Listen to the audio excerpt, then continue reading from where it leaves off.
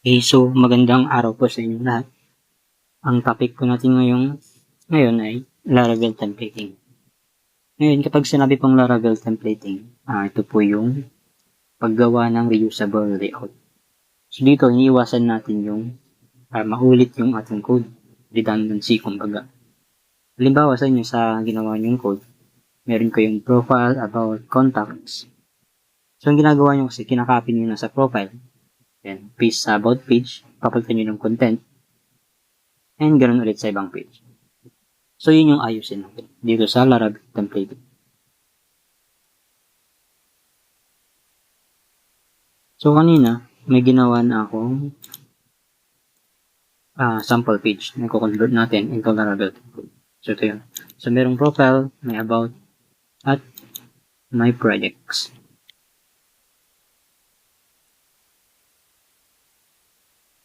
So, kung mapansin nyo yung code niya, ito yung profile.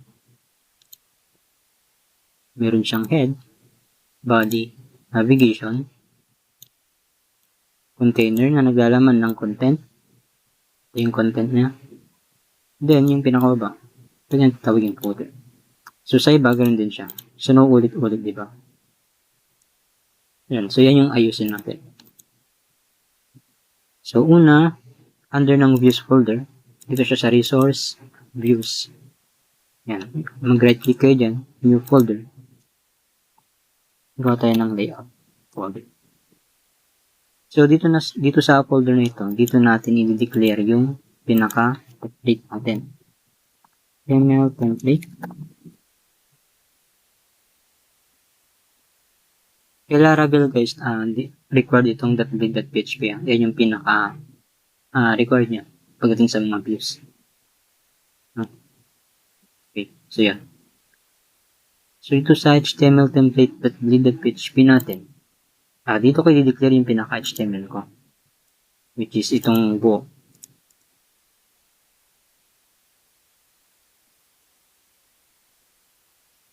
Kinopy ko lang yung buo.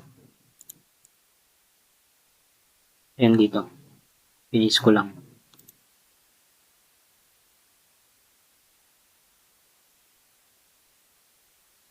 So dito meron kayong navigation, di ba? Navigation, container, na naglalaman ng content. So sa lahat ng page, ito lang yung pinaka nagbabago. Yan. Sa loob ng ating container. So ito yung aalisin natin.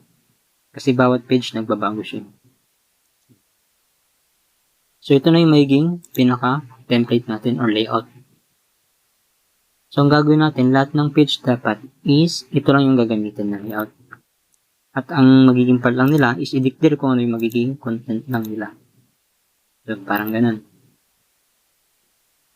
Since nahihiwalay natin yung pinaka-main template natin, simulan natin kay about muna, kay about. Kunin ko lang dito yung pinaka-content niya para di na tayo mag-type ulit. Yan. So ito yung container, di ba? Ang inalis ko lang yung content. Kasi yun yung kailangan ko dito. So lahat ng yan, alisin ko na. Kasi nga, nakapag-declare na tayo dito sa ating template. So yun, dapat once lang dapat yun. Okay, so unang gagawin, i-extend natin si ating template. Okay. So yung ginawa natin template is under siya ng layout folder. So lalagyan natin yung layout folder. Layout, then HTML template.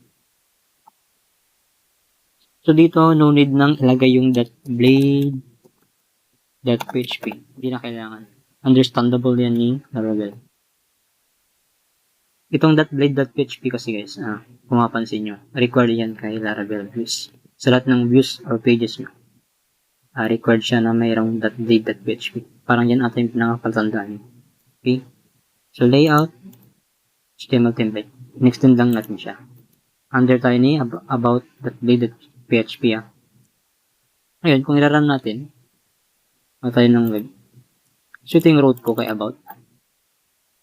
Kung hindi pa kayo aware kung ano ang URL routing, ito yung address nyo sa URL. Halimbawa, nag-Facebook kayo, di ba? b.com.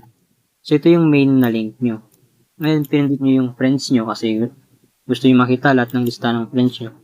Kung mapansin nyo yung URL, magbabago siya. Magiging ganyan. Friends. So, itong part na to, after ng main, ang tawag dito.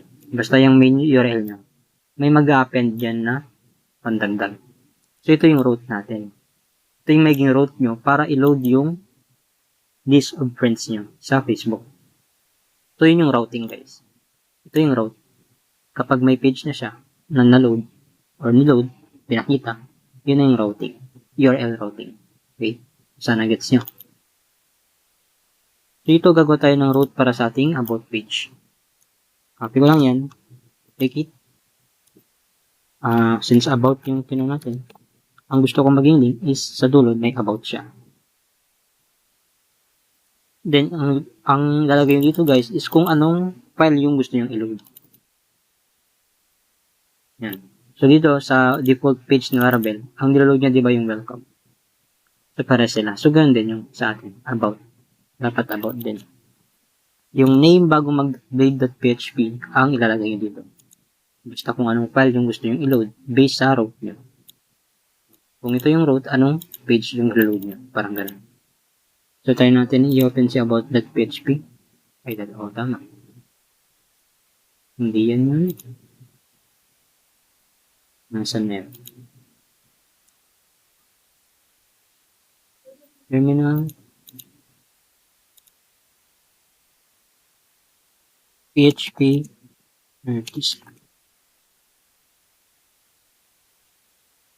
So, ito yung command natin para palabasin yung local server.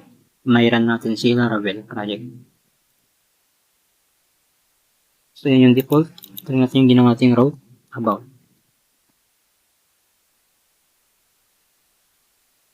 Wala pa lang naman. Nakalimutan kong ilagay yung laman ni about. So, dito natin i-paste yung laman ni about kanina. Yung nasa loob ng DIB container. Ito yun.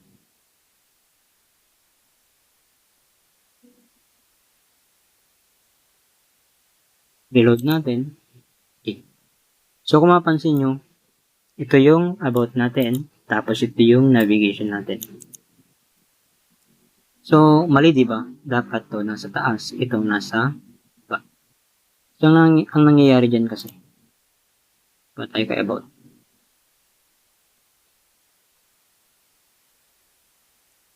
So, dito kasi, pinaalam lang natin na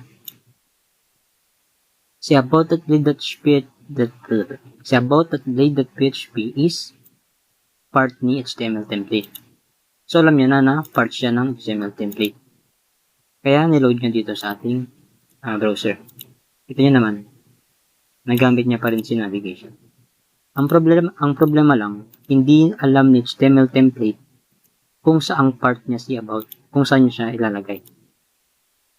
Although alam niyang part niya si about, hindi alam ni HTML template saan banda. So, parang ganun nangyayari. Para ayusin yun, meron tayong tinatawag na yield. Yield. Yan. So, sa loob ng ating container, which is yung nagkukulong sa ating mga content, ilagay lang natin yield. Yan. Yield. Tapos dito, since content yung kinuha natin, ipangalan na lang natin sa content. Pero kayong bahala kung anong gusto yung pangalan dito. Basta magtugma siya mamaya. So, bali ganyan. So, dito sa about, aalisin natin muna ito. So, dito kay HTML template, pinapaalam natin na yung content dapat is mapunta dito sa loob ng container ito. Okay. So, para naman malalaman na yun yung content. So, dito mayroon tayong tinatawag na section. Yan, section. Hindi yan. Yan. Kung mapansin nyo, meron tayong parang opening tag, closing tag, section, and section.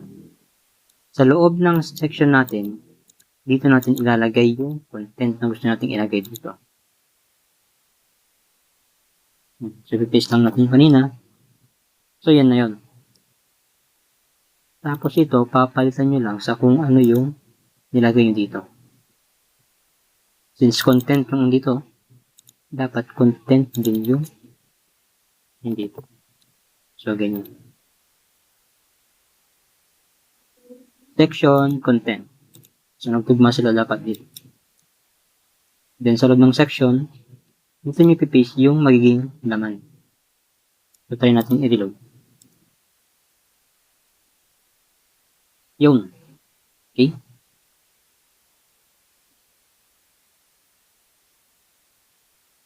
So, umayos na siya, no? Medyo naiba lang style. So, yan yun. Gagawin din natin sa ibang page. Sa profile, alisin ko lang din ulit yung content. So, ito yun. Content.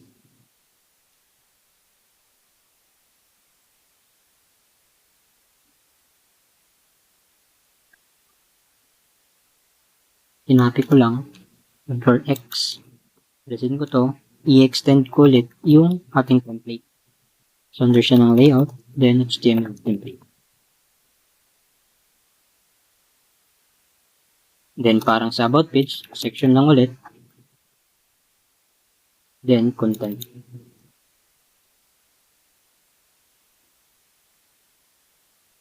So, yan. Then, gagawin natin siya ng route. So, routes folder, web.php, another route ulit. So, dito naman is si profile. I-load natin si profile na page. Gawin natin itong i-edit. Profile. So, yan. So, mamaya papalabasin natin itong mga picture na yun. Meron na tayong dalawa. Si profile, tsaka si about. Yan. So, panghuli, si project. Kopya ko lang ito yung loob ng ating container. Cut ko. Then, delete ko to. Extend lang ulit. Layout. Itong layout guys, kung ano yung folder nilagay dito. Ganyan. Then, after nyo, HTML template. Then, section lang ulit. Then, content. Then, i-paste sa loob niya yung naging content na gusto nyo. Huwag kalimutan yung routing. So, dito, project.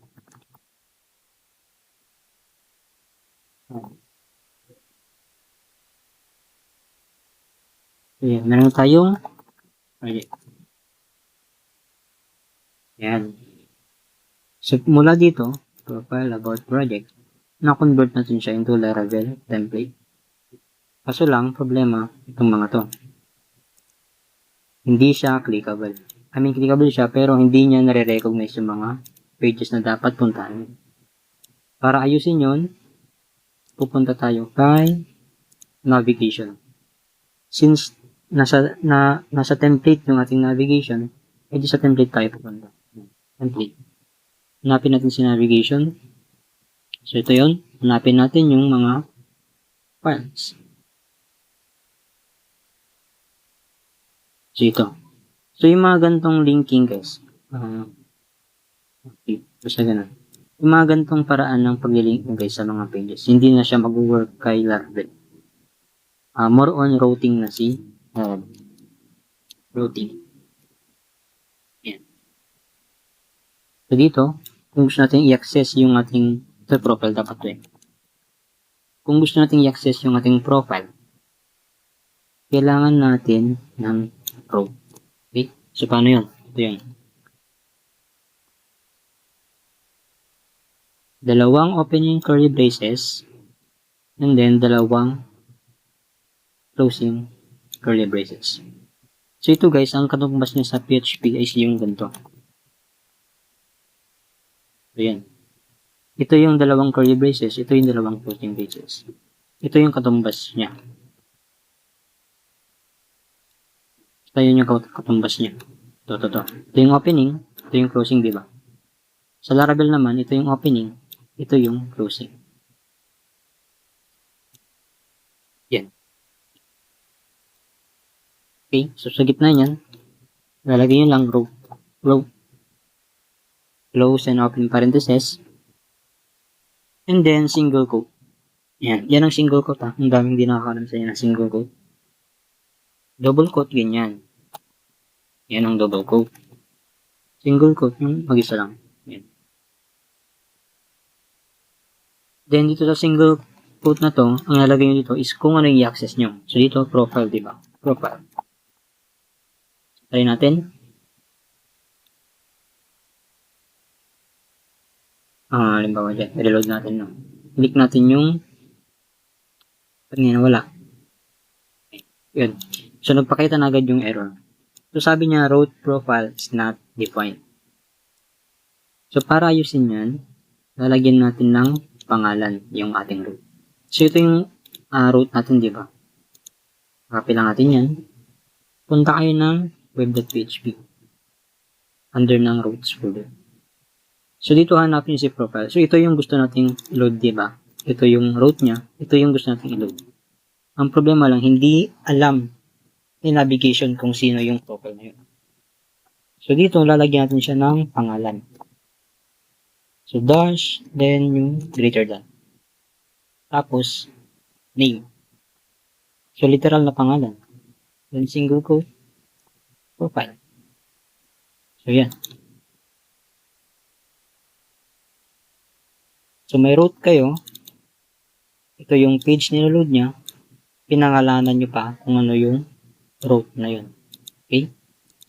So, saan na nagigits nyo? So, yun. Try natin reload. Yan. Click natin si profile. Magpapakita si profile. Yun yung routing. Okay? So, sa about naman, mag-error yan. Kasi kailangan natin gawin ulit kay about yung ginawa natin kay profile. Balik tayo ng HTML template. Copy na lang natin to.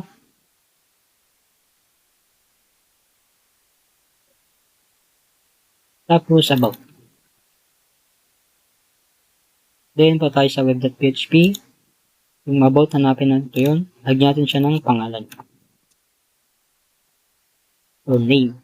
Name, single quote, then kung anong pangalan na nilagay nyo. Kung ano nilalagay nyo dito, dapat yun yung ilalagay nyo sa route. Yan. So, kung ano nakadeclare na name doon, dapat magtugma sila. So, ganun. Susunod dito sa projects. Projects. Punta kayo ng web.php. Natin si projects. Name. Projects. Dito, lagyan ko lang ng S para magtugma. Project.php. Yun na yan. Kasi project naman yung nakalagay dito. Ito not necessarily na magkapares dito. Basta kung anong page lang yung gusto nyo i-load, yun yung lalagay nito sa return. So, yun.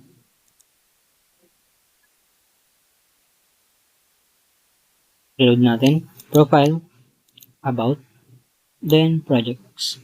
Okay? So, ang problema ngayon, wala yung mga picture natin. Ngayon, paano mag-declare ng picture? So, ganito po. Pupunta kayo kay public. Dito sa public. Public. Then, right-click nyo, maggawa kayo ng folder nyo para maayos. So, dito gagawa ako ng image folder ko. Ayan. Then, dito kayo drag yung mga kinakailangan kong picture.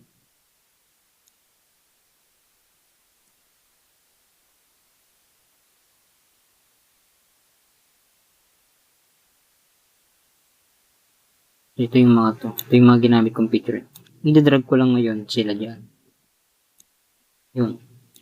So, magsimula tayo kay profile. Ba't siya nagpakita ngayon?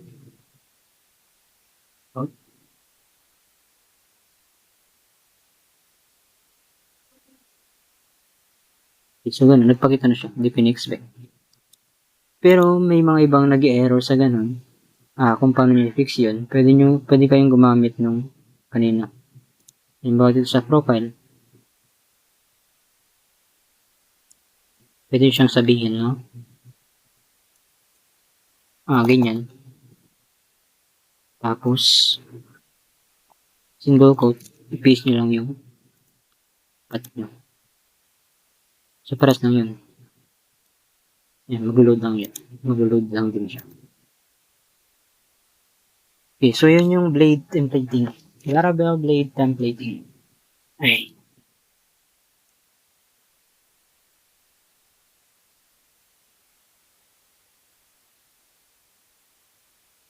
So yun, dito di ba umikli na yung code nyo. Ngayon, halimbawa naman dito sa layout nyo, di ba? Meron tayong navigation. Kung sakasakali na medyo dumami pa yan, di ba marami kayong page, di ba? Yung humaba ng humaba yan. So itong navigation ito, pwede siyang ihiwalay. Yan, so nawala siya. Gagawin natin siya dito sa under pa rin siya ng layout na. New file ulit, then ano nangyari? New file lang sa layout folder, then nav.blade.php. So dito natin lalagay si navigation natin. Yan. Para kapag may inedit tayo, edi isa lang yung file na i-edit natin. Ito lang. Then, ma-adapt na lang lahat ng page na nag-require ng navigation. Pero kung gano'n, hindi pa rin niya mag-work kasi hindi nyo in-include. So, nawala si navigation, di ba? Kasi nawala siya sa ating main template. Nawala siya dito. Ang gagawin lang natin, di ba sa PHP meron tayong require, meron tayong include, ganoon din kay Laravel, meron tayong include. So, include lang natin si nav.